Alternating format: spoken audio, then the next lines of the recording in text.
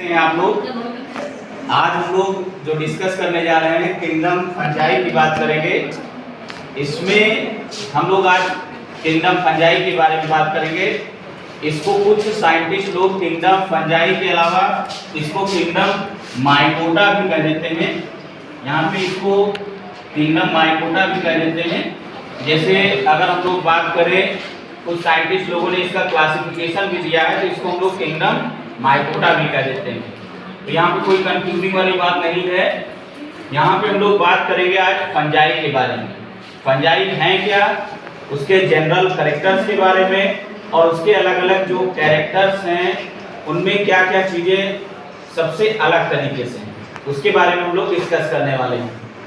अगर हम फंजाई की बात करें, यहाँ पे ध्यान दीजिएगा आप लोग, अगर हम फंजाई की बात करते हैं तो फंजाई ऐसे ऑर्गेनिज्म हैं, इनको हम लोग हिंदी में क्या कहते हैं, इनको हम लोग कवक कहते हैं। कवक का मतलब यहाँ पे ऐसे ऑर्गेनिज्म जिनके पास क्लोरोफिल नहीं होता। अगर हम इनके मेन जनरल कैरेक्टर्स की बात करें तो जो फंजाई हैं इनको हम लोग कह देते हैं ए क्लोरोफिलस, ए क्लोरोफिलस। और इनके पास जो है क्लोरोफिल नहीं होता है, ए क्लोरोफिलस। उसके अलावा जो है कह लीजिए यहाँ पे इनको हम लोग कह देते हैं heterotrophic, heterotrophic, heterotrophic eukaryotic, eukaryotic, eukaryotic organism कहते हैं। यहाँ पे हम लोग बात कर रहे हैं फंजाई की, किंगडम फंजाई की बात करेंगे। इसको माइकोटा भी कह देते हैं। अगर हम फंजाई की बात करते हैं तो ये ए क्लोरोफिलस, हेट्रोट्रॉफिक, यूकैरियोटिक ऑर्गेनिज्म होते हैं। यानी अगर हम इनके, कभी कभी ये पूछा जाता है कि एल्गी और फंजाई में क्या बेसिक डिफरेंस है, तो एल्गी में सुनिएगा ध्यान से, आप लोग पीछे उधर ध्यान दीजिएगा कि इसमें अगर हम लोग बात करें एल्गी की बात करें और फंजाई की बात करें तो एल्गी में पाया जाता है क्लोरोफिल और फंजाई में क्लोरोफिल नहीं पाया जाता है, इसलिए ये अपने भोजन को स्वयं नहीं बना पाते हैं। यानी ये क्या होते हैं, हेट्रोट्रॉफिक होते हैं। यानी ये अपना भोजन स्वयं नहीं बना पाते हैं, यानी ये दूसरे के ऊपर डिपेंड रहते हैं। इनको हम लोग परपोषी कहते हैं। तो यहाँ पे हम लोग जो डिस्कस कर रहे हैं, अगर हम इनके बॉडी की बात करें, यानी जो फंजाई हैं, अगर हम इसके बॉडी की बात करें, बॉडी की बात करें तो इनकी बॉडी जो है छोटे छोटे यूनिट से मिलकर के बनी होती है। यानी जो इनकी जो बॉडी होती है ये छोटे छोटे यूनिट से मिलकर के बनी होती है, और उस यूनिट को हम लोग कह देते हैं हाइफी कहते हैं। उस यूनिट को हम लोग क्या कहेंगे, हाइफी कहेंगे। और हाइफी कह लीजिए, या इसी को हम लोग कभी कभी हाइफा भी कहते हैं। अगर हम ग्रुप ऑफ हाइफी की बात करें, ग्रुप ऑफ हाइफी की बात करें तो इसको हम लोग यहाँ पे कह देते हैं माइसीलियम कहते हैं। यहाँ पे इसको हम लोग कहते हैं माइसीलियम कह देते हैं। तो हाइफी क्या है, हाइफी का ग्रुप जो है माइसीलियम कह देते हैं। अगर हम लोग ग्रुप की बात करें तो ग्रुप को हम लोग, हाइफी के ग्रुप को हम लोग माइसीलियम कह देते हैं। ये है क्या, यानी इसको हम लोग हाइफी की बात करें तो हाइफी को हम लोग कह देते हैं कवक तंतु कह देते हैं। यानी एक जो है फिलामेंट, फिलामेंट कह देते हैं। या अगर हम माइसीलियम की बात कर देते हैं तो माइसीलियम का मतलब होता है पूरा एक ग्रुप। किसका ग्रुप, जो हाइफी है उसका एक ग्रुप हो जाएगा तो उसको हम लोग माइसीलियम कहेंगे। यानी जितने भी फंगस की अगर हम लोग बात करें तो जितने भी फंगस होते हैं ये सब जो है हाइफी से बने होते हैं, या हम लोग कह सकते हैं माइसीलियम से बने होते हैं। अगर हम माइसीलियम की बात करें तो माइसीलियम क्या है, एक ग्रुप है, और हाइफी की बात करें तो एक सिंगल यूनिट है। तो ऐसे ये क्वेश्चन आता है कभी कभी, एक बहुत ही इंपॉर्टेंट क्वेश्चन आता है कि कभी कभी ऐसे पूछ लेते हैं कि किसी ऐसे फंगस का नाम बताइए जिसमें माइसीलियम ना पाया जाता हो। माइसीलियम जिसमें ना पाया जाता हो तो इसमें हम लोग बात करेंगे, इसको हम लोग सैक्रोमाइसिस या हम लोग क्या कह देते हैं, ईस्ट कह देते हैं। अगर हम इनके हैबिटेट की बात करें, यानी अगर हम लोग फंजाई के हैबिटेट की बात करें, हैबिटेट का मतलब इसका अकरेंस कहाँ पे होता है, इसके हम लोग वास स्थान की बात करें तो इसका जो वास स्थान होता है ये सभी जगह पे पाए जाते हैं। यानी इसको हम लोग कह देते हैं कि जो फंजाई हैं वो सभी जगह पे पाए जाते हैं। इनको हम लोग कॉस्मोपॉलिटन इन डिस्ट्रीब्यूशन कहते हैं, कॉस्मोपॉलिटन इन डिस्ट्रीब्यूशन। यानी ये जहां भी लाइफ संभव है ये वहां पे पाए जाते हैं। अगर हम इनके और भी बात करते हैं तो जैसे कुछ इसमें ऐसे फंगस हैं जो हमको नेकेड आई से नहीं दिखाई पड़ते हैं, तो उसको हम लोग माइक्रोस्कोपिक कह देते हैं, और कुछ हम लोग बहुत आसानी से देख सकते हैं तो उसको हम लोग मैक्रोस्कोपिक कहते हैं। ध्यान दीजिएगा, माइक्रोस्कोपिक, माइक्रो का मतलब जिनको हम नेकेड आई से नहीं देख सकते हैं तो इनको हम लोग क्या कहेंगे, माइक्रोस्कोपिक कहेंगे, और जिनको हम नेकेड आई से देख सकते हैं इनको हम लोग मैक्रोस्कोपिक कह देंगे। उसके अलावा अगर हम लोग इसके मोड ऑफ न्यूट्रिशन की बात करें, यानी इसमें जो फंजाई हैं इनमें कैसे कैसे मोड ऑफ न्यूट्रिशन, कैसे ये अपने भोजन को प्राप्त करते हैं, तो उसकी हम लोग थोड़ी सी बात करेंगे यहाँ पे। और बहुत सारे क्वेश्चंस हैं जो फंजाई से रिलेटेड है, फंजाई से आ सकते हैं। यानी हम लोग यहाँ पे फंजाई के कैरेक्टर्स की बात कर रहे हैं और इसमें हम लोग बात करेंगे मोड ऑफ न्यूट्रिशन की बात करेंगे। मोड ऑफ न्यूट्रिशन का मतलब इसमें कैसे न्यूट्रिशन होता है, यानी अगर हम लोग फंजाई की बात करते हैं तो फंजाई में कैसे न्यूट्रिशन होता है। फंजाई मैंने बताया आपको कवक, तो कवक में कैसे न्यूट्रिशन होता है मैंने आपको पहले ही बताया है कि ये हेटेरोट्रॉफिक होते हैं। हेटेरोट्रॉफिक का मतलब ये किसी दूसरे के ऊपर डिपेंड रहते हैं। तो यहाँ पे जो है कह लीजिए कि जब मोड ऑफ न्यूट्रिशन की बात करते हैं तो ये तीन तरीके से है। यहाँ पे जैसे हमने आपको बैक्टीरिया में बताया था उसी तरीके से सेम यहाँ पे भी कंडीशन है। सेम यहाँ पे कंडीशन ये है कि इसमें क्या है कि कुछ पैरासिटिक हैं, यानी कुछ फंगस ऐसे हैं जो कैसे हैं, पैरासिटिक हैं, और कुछ ऐसे फंगस हैं जो कि सैप्रोफिटिक हैं, सैप्रोफिटिक, और कुछ जो है यहाँ पे सिम्बायोटिक हैं। तो यहाँ पे जो सिम्बायोटिक है यहाँ से जो क्वेश्चन आता है कि सिम्बायोटिक रिलेशनशिप का जो क्वेश्चन आता है वो सबसे मेन क्वेश्चन ये जान लीजिए कि फंजाई और एल्गी मिलकर के एक नए प्लांट को बनाते हैं जिसको हम लोग क्या कह देते हैं, लाइकेन। यानी सिम्बायोटिक रिलेशनशिप का जो सबसे अच्छा एग्जांपल है इनको हम लोग क्या कहते हैं, लाइकेन्स कहते हैं। यानी ये क्या है, इनको हम लोग लाइकेन्स कहते हैं। और यहाँ पे अगर हम लोग पैरासिटिक की बात करें, बहुत अच्छे अच्छे क्वेश्चन है। पैरासिटिक की बात करें तो पैरासिटिक का मतलब होता है परजीवी, यानी ऐसे कवक जो किसी दूसरे प्लांट पे या एनिमल्स पे पाए जाएंगे और उसमें डिजीज को काज करेंगे, तो ऐसे फंगस को हम लोग कह देते हैं पैरासिटिक कहते हैं। तो यहाँ पे आपके जो सिलेबस में दिया हुआ है इसमें से पूछा जाता है जो कि हम लोग यहाँ पे डिस्कस करेंगे। जैसे अगर हम लोग बात करें सीरियल्स की बात करें, अनाज की बात करें, तो अनाज में एक बहुत ही कॉमन डिजीज होती है। अगर हम लोग अनाज की बात करें तो गेहूं की बात करें तो गेहूं में एक बहुत ही कॉमन रोग लगता है जिसको हम लोग कह देते हैं रस्ट डिजीज कहते हैं। क्या कहेंगे, रस्ट डिजीज कहेंगे। और रस्ट डिजीज की अगर हम लोग बात करें, जो रस्ट डिजीज है ये एक फंगस है। ये रस्ट डिजीज किसमें काज होगा, व्हीट में। व्हीट के अलावा और भी प्लांट हैं लेकिन व्हीट जो आपके सिलेबस में दिया हुआ है, यानी रस्ट डिजीज व्हीट में, यानी गेहूं में ये डिजीज आपको देखने को मिलेगी। तो इस डिजीज को हम लोग रस्ट डिजीज कहते हैं। रस्ट का मतलब क्या होता है, रस्ट का मतलब ऐसा अपीयरेंस, इसको हम लोग मूर्छा कह देते हैं, जैसे जंग लगना कह देते हैं। जैसे अभी लोहे को कहीं रख दीजिए आप तो काफी समय तक अगर बाहर रखा हुआ तो उसके ऊपर क्या है, हल्का हल्का जो है मूर्छा लग जाता है, जिसको हम लोग रस्ट कहते हैं। रस्ट का मतलब कह सकते हैं हम लोग जंग कह सकते हैं या मूर्छा कह सकते हैं। तो यहाँ पे रस्ट डिजीज व्हीट की है और ये डिजीज किसके द्वारा काज होती है, पक्सीनिया के द्वारा। पक्सीनिया क्या है, एक फंगस है। पक्सीनिया में एक इसकी स्पीशीज होती है जिसको हम लोग कह देते हैं पक्सीनिया ग्रेमिनिस टिटिसाई। पक्सीनिया ग्रेमिनिस टिटिसाई, इसके द्वारा ये डिजीज होती है जिसको हम लोग रस्ट डिजीज कहते हैं। रस्ट भी गेहूं में ही तीन तरीके से होता है, एक ब्राउन रस्ट होता है, एक येलो रस्ट होता है, और एक जो है यहाँ पे ऑरेंज कलर का आपको मिलेगा, या जो है एक और जो है हम लोग कह सकते हैं ब्राउन कह देते हैं, ब्लैक, ब्राउन और एक येलो कलर का। ये तीन तरीके के रस्ट पाए जाते हैं। यहाँ पे हम लोग पैरासिटिक की बात कर रहे हैं। तो जब हम लोग पैरासाइट की बात करेंगे तो ऐसे फंगस जो किसी दूसरे पौधे पे पाए जाएंगे या दूसरे ऑर्गेनिज्म पे पाए जाएंगे, जो कि उन्हीं को क्या करेंगे, उनको नुकसान पहुंचाएंगे। तो ऐसे फंगस को हम लोग क्या कहेंगे, परजीवी कहेंगे, पैरासाइट कहेंगे।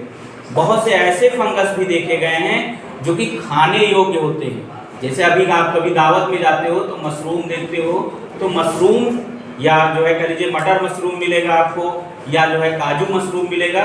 तो जो मशरूम है ये ऐसा फंगस है जो खाने वाला है, इसमें आपको ढेर सारे न्यूट्रिएंट्स मिलेंगे।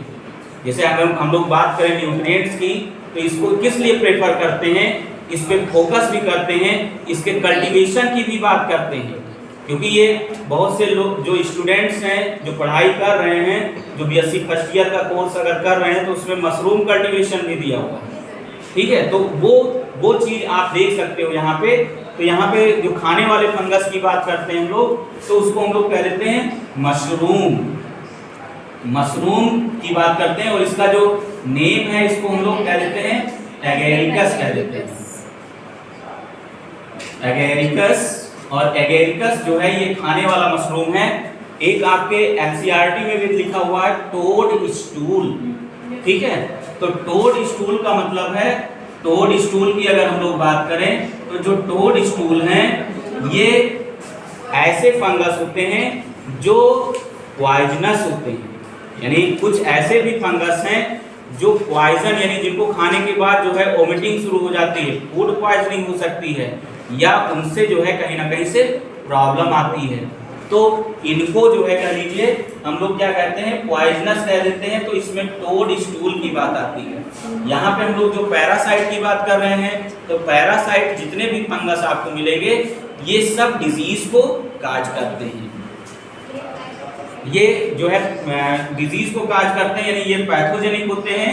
जैसे अगर हम लोग गेहूं की बात करें तो गेहूं में एक डिजीज काज होती है जिसको हम लोग कह देते हैं यहाँ पे रस्ट डिजीज। और रस्ट डिजीज को काज करने वाले कौन है, कॉक्सीनिया ग्रेमिनिस टिटिसाइड।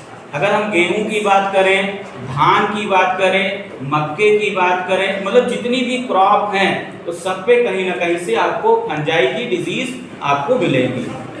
तो ये जो डिजीज होती हैं ये फंजाई क्या करते हैं, ये अपने न्यूट्रिशन के लिए उस पौधे पे जाएंगे तो उससे अपना जो है भोजन लेंगे और उसी को नुकसान पहुंचाएंगे। फिर बात आती है सैप्रोफिटिक।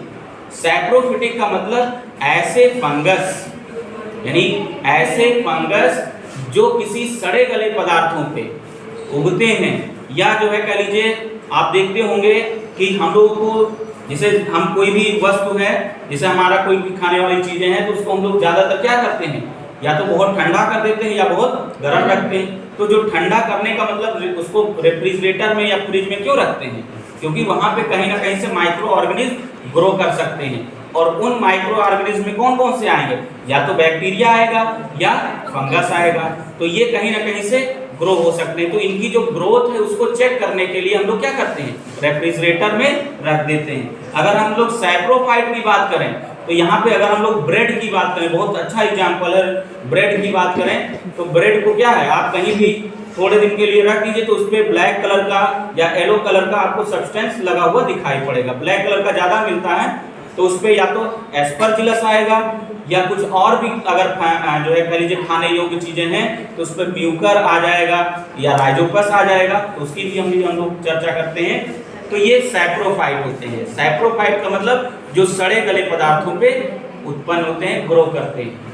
ठीक है, अब यहाँ पे सिम्बायोटिक की बात आई तो सिम्बायोटिक का मतलब यहाँ पे एक ऐसा रिलेशनशिप, इसको हम लोग एक और शब्द कहते हैं, बहुत ध्यान से सुनते रहिएगा, पूरी सारी चीजें आज बताने वाले हैं आपको।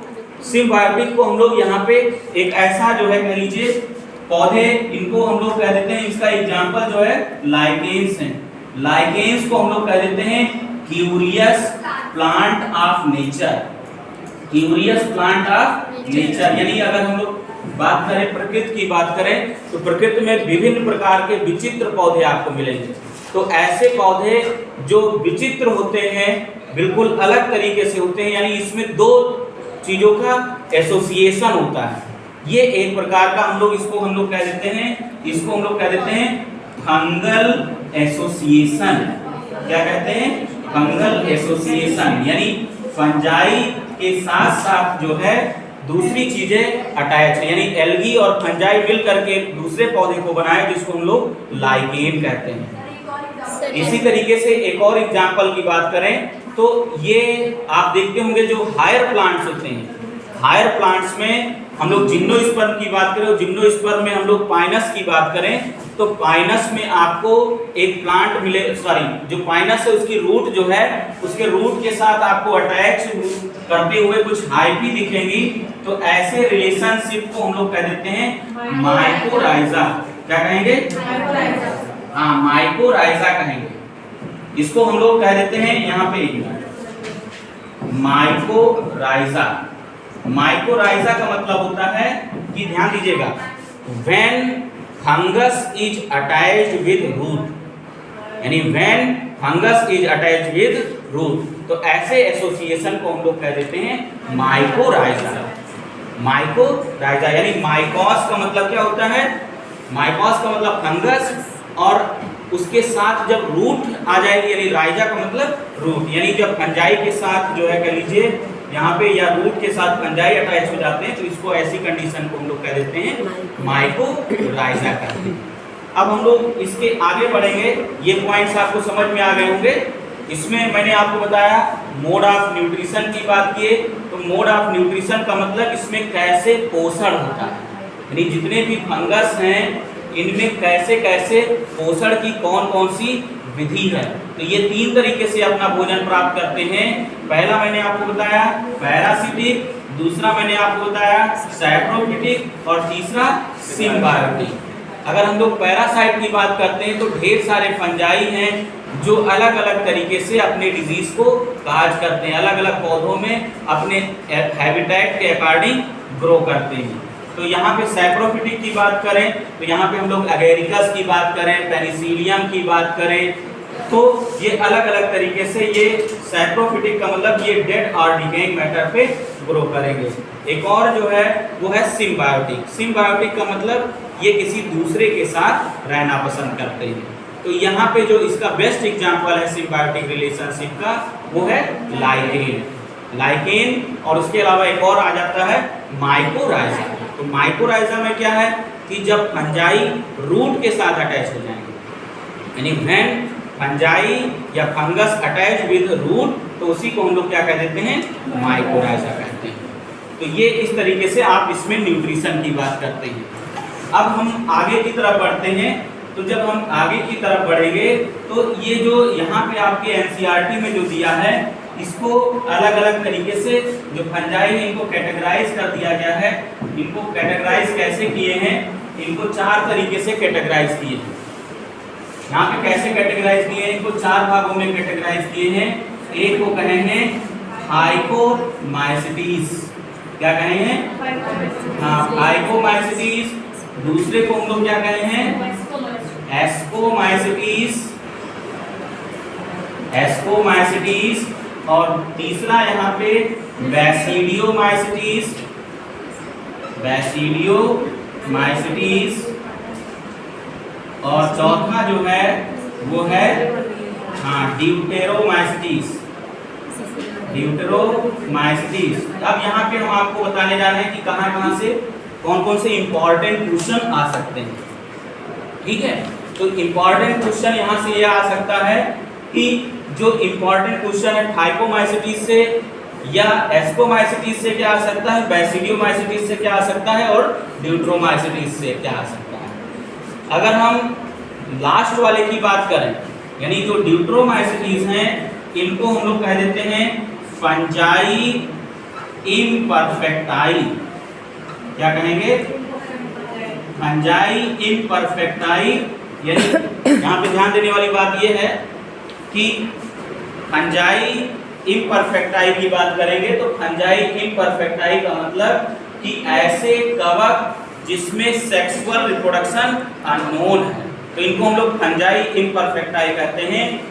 बैसिडियोमाइसिटीज की सबसे इंपॉर्टेंट चीजें क्या हैं कि जो बैसिडियोमाइसिटीज के मेंबर्स होते हैं, सुनिएगा इधर ध्यान से, बैसिडियोमाइसिटीज के जो मेंबर्स होते हैं इसमें सबसे इंपॉर्टेंट जो फीचर होता है इसमें जो सेप्टा होते हैं, स्पेशल टाइप के सेप्टा होते हैं और उन स्पेशल टाइप के सेप्टा को हम लोग कह देते हैं डॉलीपोर सेप्टा। क्या कहेंगे? डॉलीपोर सेप्टा। और जो यहाँ पे एस्कोमाइसिटीज की बात करते हैं तो एस्कोमाइसिटीज में आपको जो ज्यादातर आपको मिलेंगे ऐसे फंगस मिलेंगे, इनको हम लोग सैक फंजाई के नाम से जानते हैं। यानी ऐसे फंगस जिसमें सैक लाइक स्ट्रक्चर या बैलून लाइक स्ट्रक्चर बनता है, इनको हम लोग सैक फंजाई के नाम से जानते हैं। यहाँ पे क्या है, ये सैक का मतलब होता है इसमें एक स्पेशल टाइप का स्ट्रक्चर बनता है और उस स्पेशल टाइप के स्ट्रक्चर को हम लोग कह देते हैं एस्कस कहते हैं, एस्कस या सैक कहते हैं। और इसके अंदर जो स्ट्रक्चर होते हैं उसको हम लोग एस्कोस्पोर्स कहते हैं। इनकी संख्या हमेशा एस्कोस्पोर की संख्या आपको 8 मिलेगी। उसके अलावा हम लोग फाइकोमाइसिटीज की बात करें तो इसमें से आपको कुछ स्पेशल टाइप के जो है कुछ सैप्रोफाइट्स भी मिलेंगे, कुछ सैप्रोफाइट्स मिलेंगे और कुछ आपको ऐसे फंगस मिलेंगे जो कि पैरासाइट के रूप में होंगे। किस रूप में होंगे? पैरासाइट के रूप में होंगे। अब सबसे इंपॉर्टेंट फीचर, अभी इसको रिपीट किए दे रहे हैं सारे पॉइंट्स को, तो यहाँ पे आप ध्यान दीजिएगा। तो ये फाइकोमाइसिटीज, एस्कोमाइसिटीज, बैसिडियोमाइसिटीज और ड्यूट्रोमाइसिटीज। तो आज के लिए इतना ही, बाकी हम लोग बाद में बात करेंगे। धन्यवाद।